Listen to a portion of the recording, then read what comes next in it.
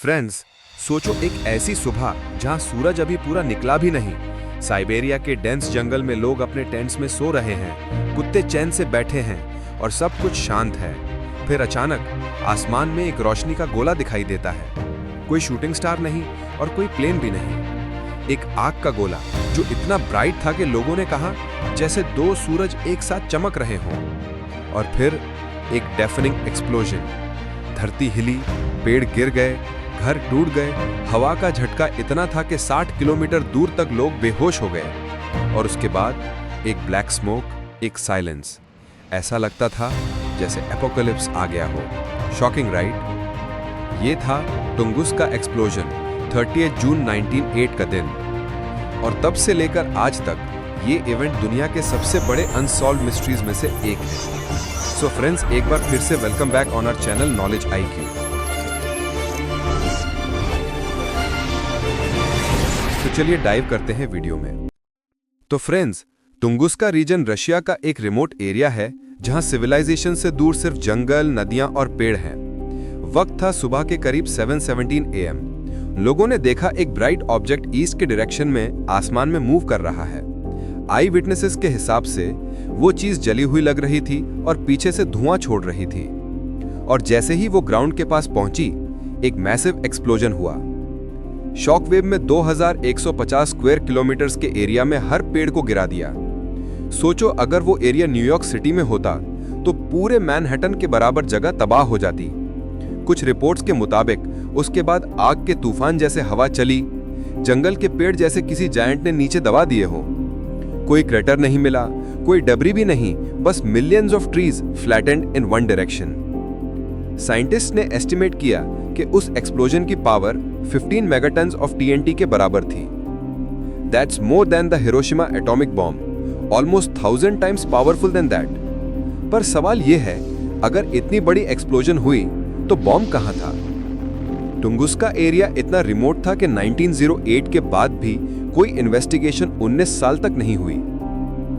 1927 में finally Leonid कुलेक, एक Russian scientist, वहां पहुंचता है। उन्होंने लोकल से बातें की और उन्होंने जो सुना उसने साइंस को हिला दिया।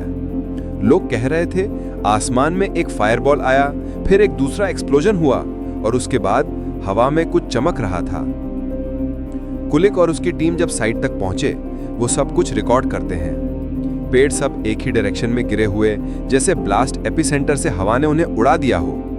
बीच में कुछ पेड़ खड़े थे, जले हुए ट्रंक्स के साथ, जैसे एक्सप्लोजन हवा में हुआ हो, जमीन में नहीं।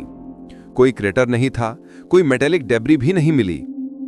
और सबसे बड़ी बात, ट्रीज के टॉप्स जले हुए थे, रूट्स नहीं। मतलब एक्सप्लोजन ऊपर हुआ था, जमीन में नहीं। साइंस के हिसाब से ये एक एयरबस जैसा लगता था, जैसे कोई ऑब्जेक्ट हवा में एक्सप्लोड हुआ हो। लेकिन वो ऑब्जेक्ट आखिर था क्या? चलिए अब कुछ ऐसी चीजों पर नजर डालते हैं जिससे टुंगुस्का एक साइंटिफिक केस से एक कॉस्मिक मिस्ट्री बन गया। सबसे पहले बात करते हैं मीटियोर हाइपोथेसिस की। सबसे पहला और लॉजिकल एक्सप्लेनेशन, एक मीटियोर या एस्टेरॉयड फ्रैगमेंट एटमॉस्फेयर में एंटर हुआ और फ्रिक्शन से हीट होके हवा में ही एक्सप्लोड हो गया, इसलिए कोई क्रेटर नहीं मिला। पावर एस्टिमेट करता है ऑब्जेक्ट का साइज 50 से 60 मीटर्स था, स्पीड 27,000 किलोमीटर्स पर आवर। ये अर्थ के एटमॉस्फेयर में घुस के एक्सप्लोड हुआ और सब तबाह कर दिया। लेकिन अगर ऐसा था तो कोई फ्रैगमेंट मिलना चाहिए था। साइंटिस्ट ने पूरे एरिया को स्कैन किया, zero metal, zero rock fragments, सिर्फ ग्लास लाइक पार्टिकल्स मिले जो पेड़ के रेजिन्स में फ्यूज हो गए थे। मतलब कुछ तो था, पर सॉलिड प्रूफ नहीं। दूसरी थ्योरी थी comet theory. Comet mostly ice और डस्ट से बने होते हैं। एटमॉस्फेयर में एंटर करते ही वो वेपोराइज हो गया, इसलिए नो डेब्री, नो क्रेटर। और एक्सप्लोजन के बाद जो नाइट स्काई यूरोप में ग्लो कर रही थी, उसके पीछे कॉमेट के पार्टिकल्स हो सकते थे। लेकिन ये थ्योरी भी पूरी तरह फिट नहीं होती। अब यहां से स्टोरी इंटरेस्टिंग होती है। कुछ रिसर्चर्स ने बोला कि ये कोई UFO क्रैश था। साइबेरियन लोकल्स के हिसाब से एक्सप्लोजन के बाद एक सिलिंड्रिकल ऑब्जेक्ट हवा में चमकता हुआ गया और ग्राउंड पे कुछ मैग्नेटिक एनोमलीज डिटेक्ट हुई। 1970s में कुछ UFO एंथुसियास्ट ने कहा कि वो एक न्यूक्लियर पावर्ड एलियन स्पेसक्राफ्ट था जो मेल फंक्शन हो गया। एक्सप्लोजन की शेप और मैग्नेटिक पैटर्न अननेचुरल थे और कुलिक के नोटबुक में भी लिखा था कि साइट के बीच में ग्राउंड में कुछ ग्लो कर रहा था, लेकिन बाद में उसे ऑफिशियली डिनाई कर दिया गया। अब ये सबसे शॉकिंग थ्योरी है। 1908 में ही टेस्ला अपना वर्डेनक्लिफ टावर प्रोजेक्ट टेस्ट कर रहा था, जिससे वो वायरलेस इलेक्ट्रिसिटी भेजना चाहता था। कुछ लोग मानते हैं कि टेस्ला ने एक हाई एनर्जी ट्रांसमिशन टेस्ट किया जो गलती से टुंगुस्का एरिया तक गया और एक्सप्लोजन कॉज हुआ, क्योंकि उसने खुद लिखा था, I can light up the sky from thousands of miles away. Coincidence? पर कोई ऑफिशियल प्रूफ नहीं मिला, लेकिन टेस्ला के लॉगबुक के मिसिंग पेजेस ने और डाउट बढ़ा दिए। फ्रेंड्स, अब ये वो जगह है जहां टुंगुस्का एक साइंटिफिक इवेंट से निकल के एक प्योर सुपरनैचुरल मिस्ट्री बन गया, क्योंकि जितना लोगों ने एक्सप्लोर किया उतना ही सवाल बढ़ते गए और जवाब गायब होते गए। टुंगुस्का के आसपास के एवेनकी ट्राइब्स के लोग कहते थे वो दिन आसमान में देवताओं का युद्ध हुआ था। उन्होंने एक फायरी कॉलम देखा जिसे वो अग्निदेव का गुस्सा कहते थे। और सबसे हैरान करने वाली बात, ब्लास्ट के बाद उन्होंने लोगों के शरीर पर बर्न्स और नौजिया जैसी सिम्टम्स नोटिस की, जैसे रेडिएशन एक्सपोजर हुआ हो। उन्होंने बताया कि रात में आसमान पूरा चमक रहा था, बिना चांद के भी लोग किताब पढ़ सकते थे। यूरोप तक लोगों ने बोला sky looked like silver glow. Science ने कहा ये पार्टिकल्स थे जो स्ट्रेटोस्फेयर में चढ़ गए, लेकिन इंटेंसिटी इतनी थी कि पूरे कॉन्टिनेंट्स ने वो ग्लो देखा। सोचो, 1908 में बिना सैटेलाइट और मॉडर्न पोल्यूशन के पूरी रात एक आग के धुएं जैसा स्काई। 1978 में साइंटिस्ट वापस आए और ग्राउंड मैग्नेटिज्म मेजर किया। उन्होंने देखा कि टुंगुस्का के बीच में मैग्नेटिक फील्ड फ्लक्चुएट कर रहा है, जैसे वहां कोई मेटालिक कोर छुपा हो। कुछ ने बोला ये एक मीटियोर का मेल्टेड आयन हो सकता है। लेकिन जब सॉइल सैंपल्स लिए गए, उनमें माइक्रोस्कोपिक मेटल स्फीयर्स मिले जो किसी अल्ट्रा हाई टेम्परेचर फ्यूजन के बिना नहीं बन सकते। मतलब या तो वो एस्ट्रॉइड था या कुछ और बहुत एडवांस्ड। कुछ साइंटिस्ट ने बोला ये तो लगता है जैसे न्यूक्लियर एक्सप्लोजन के रेजिड्यू हो। पर भाई 1908 में न्यूक्स होते ही नहीं थे, फिर वो एनर्जी कहां से आई?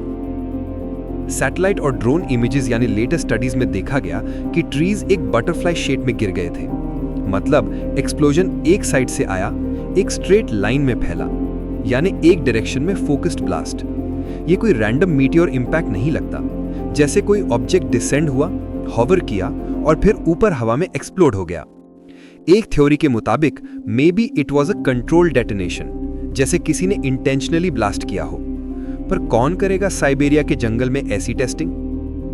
2008 में इटालियन रिसर्चर्स ने सैटेलाइट और लेक सैंपल्स एग्जामिन किए।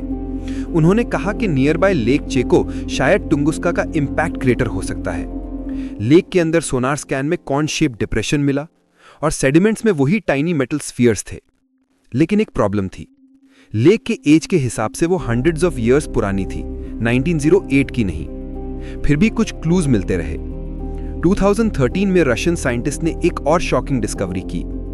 पेड़ के रिंग्स में 1908 के बाद एक म्यूटेशन स्पाइक था, यानी ब्लास्ट के बाद वहां का रेडिएशन लेवल बढ़ गया था। नेचुरल रेडिएशन ऐसा नहीं करता, कोई एक्सटर्नल हाई एनर्जी इवेंट हुआ था। फ्रेंड्स, कुछ लोगों ने कहा कि पहले एक लाइट आई, फिर कुछ सेकंड्स बाद दूसरा ब्लास्ट, जैसे पहले एक एंट्री शॉक फिर डेटोनेशन।